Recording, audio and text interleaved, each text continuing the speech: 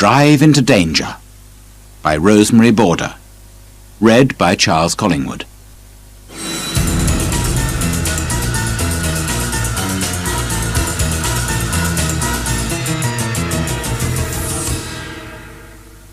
Chapter 1. A Truck Without a Driver. Mark Miles and his son Andy are having a bad morning. "Where's Gary?" says Mark. "He isn't usually late. The truck is ready. Everybody's waiting." Then Gary Slater comes to the office. He is ill. "I've got a bad arm, Mr. Miles," says Gary. "I'm very sorry, but I can't drive today." Just then, Kim Parker arrives. She is a student. Her father is one of Mark's drivers. She is working in Mark's office in her holiday. "Good morning, Mr. Miles," says Kim. "What can I do first?" "Can you drive a truck?" says Mark with a little laugh. "I've got tables in Faversham and wine in Lyon, and no driver." "Yes, I can drive a truck," says Kim. "I've got a license." "Wonderful," says Mark. He is looking happier. "Have you got a passport?" "Of course. It's at home." Suddenly, Mark is much happier. "OK. Can you take a truck to France?" "Here is some French money, and these are all the papers. Read them carefully." "Can I go too, Dad?" asks Andy. "I can't drive a truck, but I can drive a car and read a map. And I can speak French. Perhaps I can help Kim." "And you want to go to France? I know." "OK, you two. Run home and get your passports, your overnight bags, and some sandwiches. There are sleeping bags in the truck, and a mobile phone too. When you come back, go and look at the map with Gary. He drives to France every week. He can tell you about it."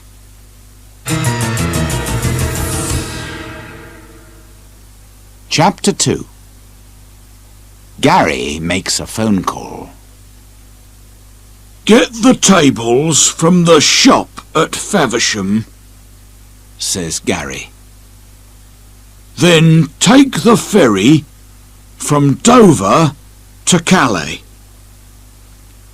At Calais, look for signs to the A26 motorway. It's a good, fast road. Listen, this is very important. All truck drivers must stop for 45 minutes in every 4 hours. I know, says Kim. OK. There are truck stops on every French road.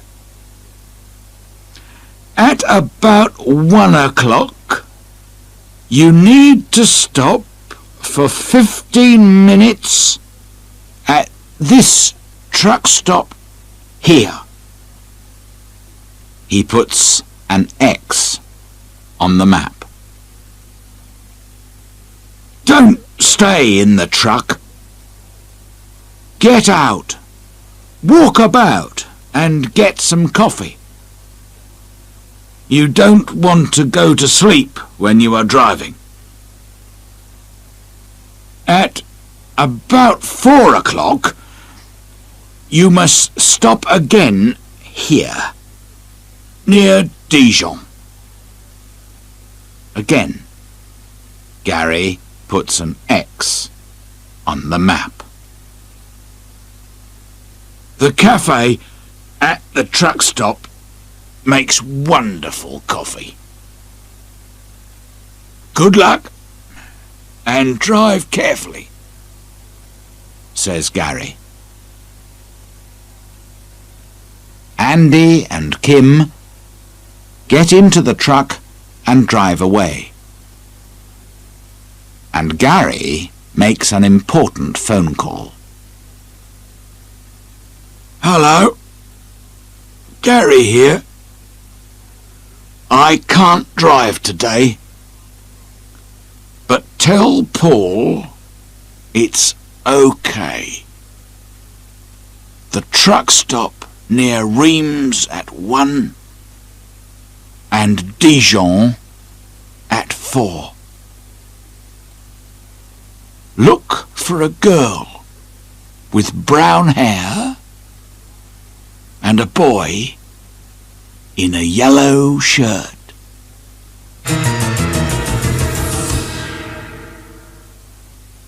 Chapter 3. The truck is losing oil. Andy and Kim arrive at Faversham. They tell the man about Gary's arm. The tables are ready. My men can put them in the truck. We can sit in my office and wait. Would you like some coffee? The man says. They leave the truck and go into the office. Kim and Andy drive to Dover and take the ferry to Calais. They drive off the ferry and out of Calais. They find the motorway and a big stop sign. We need a ticket, says Andy. He puts his hand out of the window to take the ticket.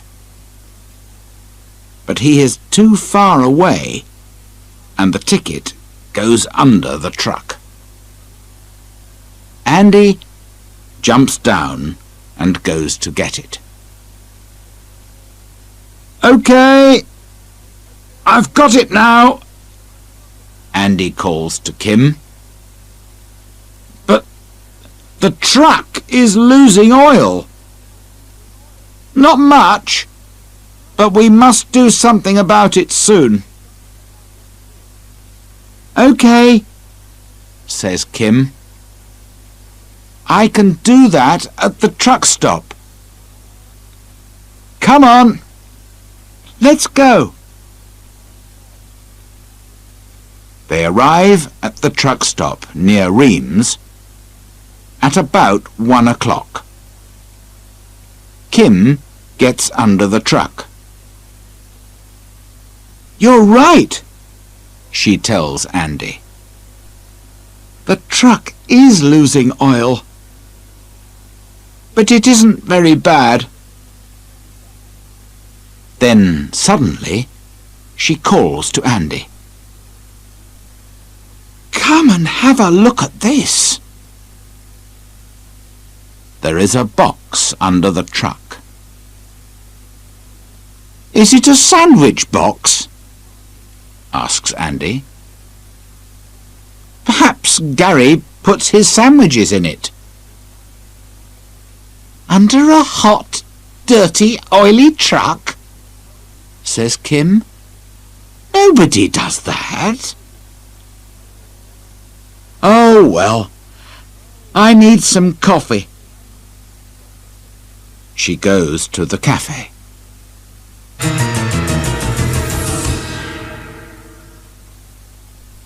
End of side 1.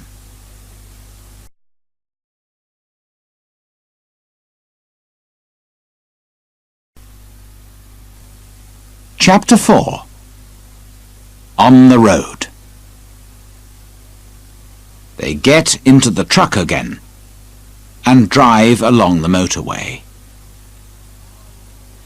"Our next stop is near Dijon," said Andy.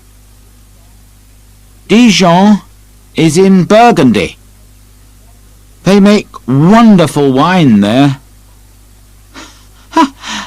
"I don't want any wine," laughs Kim, "but I do want some coffee." They arrive at the truck stop just before 4 and sit down in the cafe. Suddenly, Andy says, "Someone's looking under the truck." Through the window of the cafe, they see a fat man in a green shirt. He takes something out from under the truck and goes to a red car. "I don't like this," says Kim quietly. "Let's go." A few minutes later, Kim looks in her mirror. "Andy," she says quietly, "there's a red car behind us, and the man in the green shirt is driving. Why is he following us? He's got his parcel." "No, he hasn't," says Andy with a laugh. "He's got our sandwiches, and I've got his parcel. Here it is." He opens it carefully. In it are about 50 small white paper bags. "What's this?" says Andy. "Drugs, I think," says Kim. "And the man in the green shirt wants them. He doesn't want your sandwiches, and he's angry. We're in danger, Andy. I must do something." The red car is only a few meters behind. Kim stops suddenly. The red car runs into the back of the truck. Kim drives away again very fast. In her mirror, she sees the man in the green shirt standing by his car. "He can't follow us now," Andy says with a smile. But the man is very angry and quickly takes out a small black mobile phone.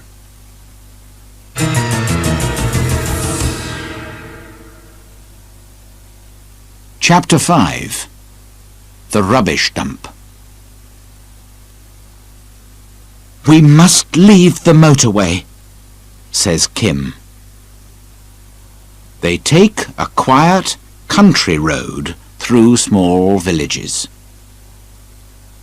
Suddenly, Andy sees a big sign on their left. "Go in there," he says. "But it's a rubbish dump. Why do you want to go there?" says Kim. But she drives through the entrance. Andy opens his window and throws the parcel of drugs into the nearest skip. "We must phone for help," says Andy. But just then, two men arrive in a white car. A man in a black suit is driving. The man in the green shirt is with him. The two men leave their car across the entrance and jump out.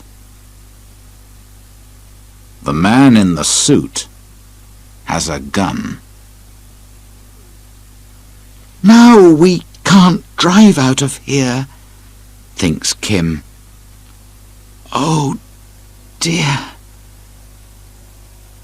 The two men run up to the truck and stand by Kim's door. "Give me the parcel," says the man in the black suit very quietly.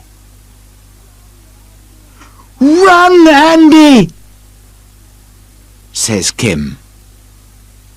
Quickly, Andy opens his door and jumps out of the truck. He runs to the white car. The man in the green shirt follows him. But he is too fat and slow. Andy gets into the car and drives away. Kim opens her door suddenly. The big mirror hits the man in the suit. He falls down and loses his gun. Quickly, Kim jumps out of the truck and gets the gun. "Your drugs are in that skip," she says. "Go and get them. Take your friend with you." The two men go up the ladder and look down into the skip. "Go on," says Kim. "You want them. Go and look for them." The two men jump down into the skip. Quickly, Kim takes the ladder away. Now, the men cannot get out.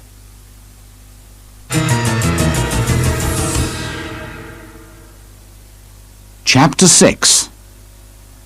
The police are coming. Carefully, Kim puts the gun in her overnight bag. Then she goes to the truck and telephones the police. A French policeman answers. "Hello? Do you speak English?" she asks the policeman on the phone. But Kim does not speak French, and the French policeman does not understand English. "Where's Andy, thinks Kim. He speaks French. Just then, a white car comes through the entrance to the rubbish dump. It stops, and Andy jumps out. He runs up to Kim. "It's okay, Kim," he says. "The police are coming." A few minutes later, a French police car arrives. 4 policemen jump out. Kim gives them the gun. "Where are the drugs?" asks one of the policemen. "And where are the men?" "In that skip," says Andy with a laugh. The policemen get the ladder. Later that evening, Andy and Kim drive to Lyon with the tables. They have coffee and long French sandwiches in a cafe. Then they go to the wine shop. They arrive very late. A fat little man is waiting for them. He looks angry. "Why are you late?" asks the man. "Well," begins Kim. "It's a long story," says Andy, tiredly.